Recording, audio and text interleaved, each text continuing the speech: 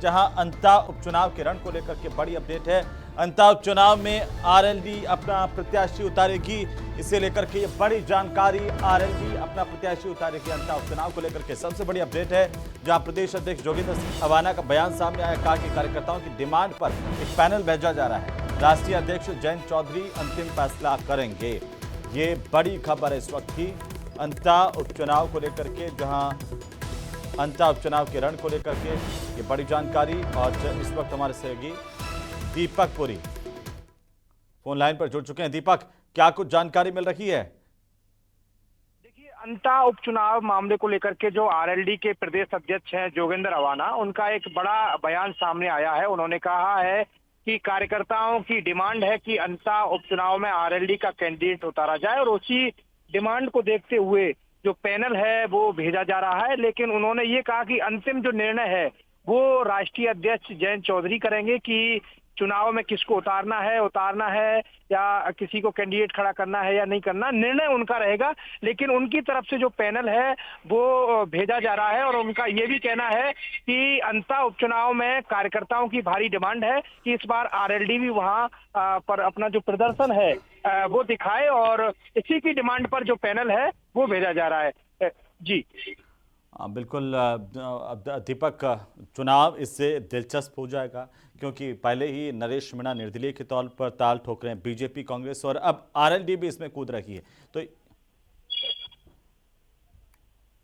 और हमारे साथ में आरएलडी के प्रदेश अध्यक्ष जोगिंदर अवाना जुड़ चुके हैं।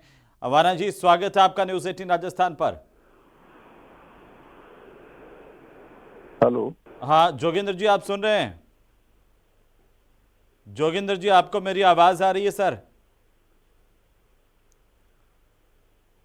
हेलो जोगिंदर जी। हेलो जी जोगिंदर जी, नमस्कार, आपको मेरी आवाज आ रही है? हाँ, मुझे आ रही है आपकी आवाज। जी, अंता उपचुनाव को लेकर के क्या पार्टी उम्मीदवार उतारेगी आपकी? देखिए, पिछले एक हफ्ते से प्रदेश भर के जो राष्ट्रीय लोकदल के कार्यकर्ता साथी हैं जी, उन सब से कई अलग अलग तरह के सुझाव आए हैं, और उस पे बहुत सारे साथियों ने, लगभग 90% साथियों ने ये सहमति जताई है कि हमको चुनाव लड़ना चाहिए, उपचुनाव जो अंता में होने जा रहा है। तो ये प्रस्ताव आज हम भेज रहे हैं माननीय राष्ट्रीय अध्यक्ष श्री जयंत चौधरी जी को, और 3 लोगों का हम पैनल भेज रहे हैं अंता से उपचुनाव में, जो हमारे पास उम्मीदवारों के जो नाम आए हैं जी। और इस पे अंतिम फैसला जो भी होगा वो राष्ट्रीय अध्यक्ष जी का होगा। हमारा केवल कार्यकर्ताओं का जो मन की जो बात है, जो पैनल है, जो सुझाव है हमारा, वो राष्ट्रीय अध्यक्ष जी को हम भेज रहे हैं। और कल रात्रि में मेरी राष्ट्रीय अध्यक्ष जी से बात हुई काफी विस्तार से इसी विषय पे, तो मैंने उनको सारी चीजों से अवगत कराया, जिस जो कार्यकर्ताओं की जो भावना है। तो आज रात तक हम 3 नामों का पैनल भेज देंगे। तो ये गठबंधन धर्म यहाँ अंता में नहीं निभाएंगे आप? देखिए, आपको मैं एक चीज स्पष्ट कर दूं जी कि राजस्थान में राष्ट्रीय लोकदल का भारतीय जनता पार्टी के साथ में कोई गठबंधन नहीं है जी। केंद्र की हमारी जो सरकार है उसमें हमारे नेता श्री जयंत चौधरी जी केंद्र की सरकार में मंत्री हैं, वहाँ गठबंधन में हैं। उत्तर प्रदेश की जो सरकार है वहाँ हम गठबंधन में हैं, हमारे मंत्री श्री अनिल जाटव जी जो कैबिनेट मंत्री हैं वो हैं। और राजस्थान में हमारा कोई किसी तरह का भारतीय जनता पार्टी के साथ में कोई गठबंधन नहीं है जी। तो अब आप कह रहे हैं कि प्रत्याशी उतारने का निर्णय, अंतिम निर्णय जो होगा वो राष्ट्रीय अध्यक्ष तय करेंगे? बिल्कुल, राष्ट्रीय अध्यक्ष जी तय करेंगे। श्री जयंत चौधरी जी वो हमारे नेता हैं, पार्टी के अध्यक्ष हैं। कार्यकर्ताओं की जो भावना है उनको अवगत कराना प्रदेश अध्यक्ष होने के नाते मेरा धर्म है, और मैंने रात काफी विस्तार से उनसे चर्चा की है। आज हम 3 लोगों का पैनल भी हम भेज रहे हैं। अब उस पे अंतिम निर्णय राष्ट्रीय अध्यक्ष जी का होगा। वो जो भी फैसला लें कि चुनाव हमें लड़ाना है या नहीं लड़ाना, या किसी दल को हमें समर्थन करना है। नरेश मीणा के नाम पर भी विचार कर रहे हैं इसमें आप? हाँ बिल्कुल, मेरी बात हुई है और हम लोग लगातार संपर्क में हैं ऐसे बड़े कई चेहरों पे जो अच्छा चुनाव लड़के जीत सकते हैं। तो पैनल में उनका नाम भी भेजा है आपने?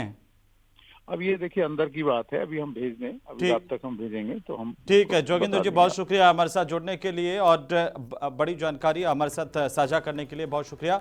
जोगिंदर सिंह अवाना को आप सुन रहे थे, कह रहे थे कि चुनाव लड़ेंगे। नरेश मीणा के नाम पर भी आरएलडी विचार कर रही है। ये बड़ी खबर है इस वक्त की अंता उपचुनाव को लेकर के।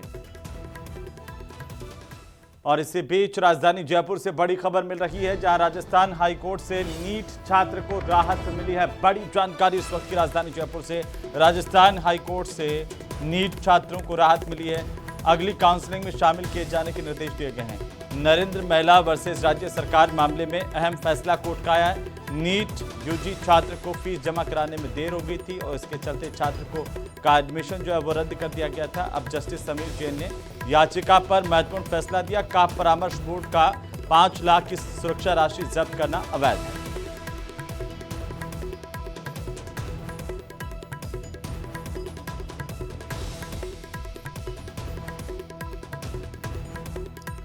तो चलिए अब बात कर लेते हैं करवा चौथ की और करवा चौथ से जुड़े नए विवाद की, जहां पर करवा चौथ से एक दिन पहले मेहंदी लगवाने को लेकर एक बड़ा विवाद खड़ा हो गया।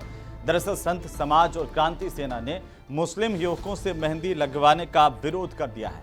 महिलाओं से अपील की है कि वे दिवाली और करवा चौथ जैसे पावन त्योहारों पर मुस्लिम युवकों से मेहंदी ना लगवाएं और संत समाज ने इसे लव जिहाद से जोड़ते हुए सनातन परंपरा के खिलाफ बताया है। और आपको बता दें कि मुजफ्फरनगर में क्रांति सेना महिला मोर्चा की तरफ से ये कहा गया कि अगर किसी गैर समुदाय के युवक ने हिंदू महिलाओं के हाथों में मेहंदी लगाई तो डंडे से उनका इलाज किया जाएगा। संगठन ने पूरे जिले में मेहंदी की स्टॉल्स पर पहचान अभियान चलाने और मेहंदी लगाने वाले युवकों के आधार कार्ड तक चेक करने की बात कही है। ये रिपोर्ट देखिए। हमारी जो बहनें हैं उनको मेहंदी अदर कास्ट से नहीं लगवानी चाहिए। मुस्लिम लड़कों से तो विशेष करके परहेज करना चाहिए, क्योंकि आए दिन सोशल मीडिया पर समाचार पत्रों में समाचारों में सुनने में आ रहा है कि लव जिहाद में हमारी बहनों को बहला फुसला करके ये फंसाते हैं और उनके साथ फिर दुर्भावनापूर्ण कृत्य करते हैं, उनकी हत्या कर देते हैं, उन्हें मारते हैं, पीटते हैं, उन्हें जलील करते हैं। कार्तिक महीने में मेहंदी लगाना भी नहीं चाहिए। रही बात करवा चौथ पे लोग लगाना चाहते हैं प्रसन्नता के विषय में, तो आप अपने हिंदू भाइयों से लगवाइए, अपने हिंदू बहनों से जाकर के लगवाइए। मुसलमानों का एक ही ध्येय है, किसी भी प्रकार से जिहाद किया जाए, और इससे बचने का सबसे बड़ा उपाय है कि आप जो भी खरीदारी करिए, जो भी शॉपिंग करिए, जो भी आप फैशन की चीज़ें उपयोग करिए, वो अपने हिंदू भाइयों से, अपने हिंदू दुकानदारों से करिए।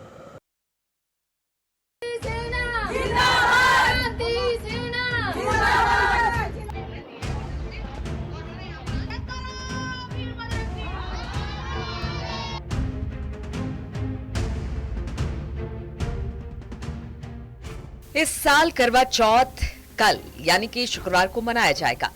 सुहागिन महिलाएं पति की लंबी उम्र के लिए निर्जला व्रत रखती हैं। महिलाएं सज धज कर मेहंदी लगाकर इस खास व्रत को करती हैं। लेकिन मुजफ्फरनगर में मेहंदी को लेकर संग्राम हो रहा है।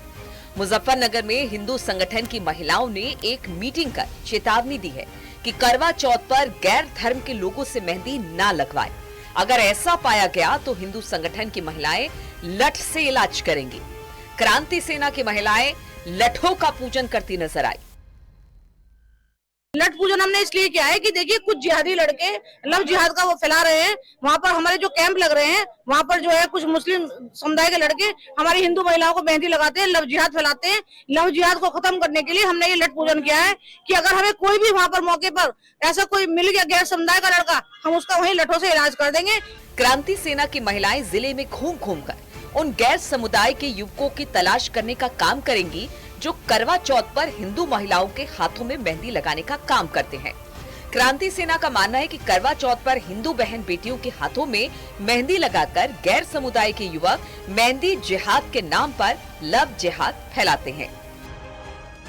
भी उन्होंने लव जिहाद फैलाया है कि अपना जो है हाथ में कलावा बांध के, अपना जो है तिलक लगा के अपने आप को हिंदू बताते हैं। इस बार हमने आईडी वगैरह चेक भी करेंगे उनकी, ताकि हमें पता चल जाए कि ये मुस्लिम समुदाय का लड़का है और हमारे महिलाओं के साथ ये मेहंदी लगाने के बहाने से ये जो है लव जिहाद फैलाते हैं।